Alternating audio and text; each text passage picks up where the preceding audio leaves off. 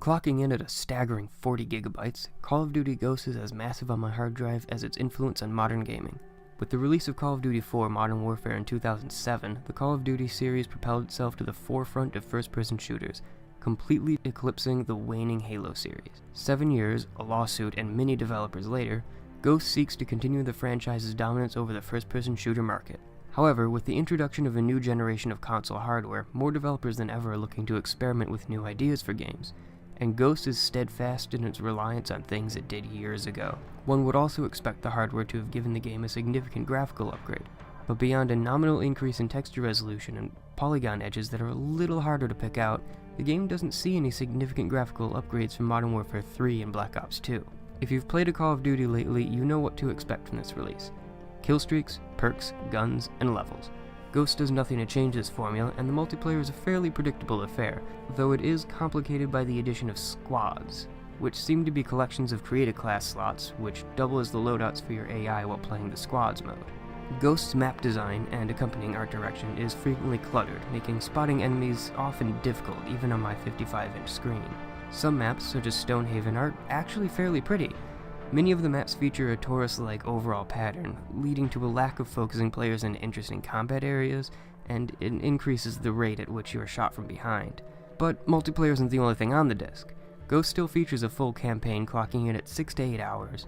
Apart from some rather spiffy pre-rendered cutscenes and copious quantities of motion capture animation, campaign is pretty much what you expect from Call of Duty.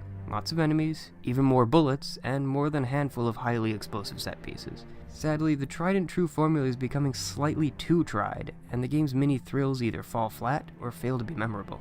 Some of the best parts of the game are when you're not even openly engaging enemies. One mission tasks you with sneaking into an enemy base, and the lengthy stealth sequence is tense and exciting, even if completely on rails. The plot itself is pretty thin and relies heavily on a completely unwarranted grudge and a personal vendetta. Rather than telling most of the story during loading screens, as in COD4, Ghosts leverages its motion capture muscle and in-engine cutscenes to tell most of its story, instead relegating most of the backstory and setup to the loading screens. While incredibly more effective than earlier entries in the series, the plot can still get lost between the action and constantly shifting perspectives, especially later on in the game.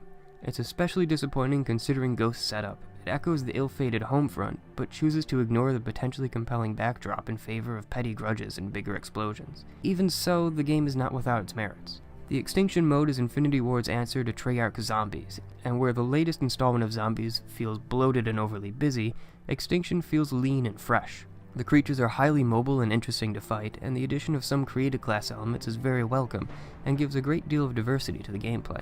After reaching the maximum level in Extinction, players unlock the ability to equip relics, which act as modifiers that alter the player's abilities.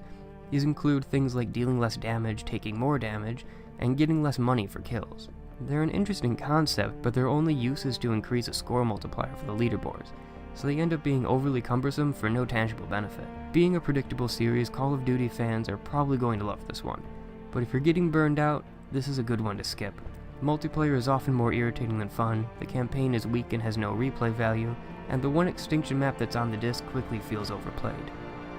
As an extra note, while all footage in this video is from the Xbox One version of Ghosts, I also played the game on 360. The graphics are improved on next-gen consoles, but there's little reason to purchase it for the new hardware if you already own the game on PS3 or 360.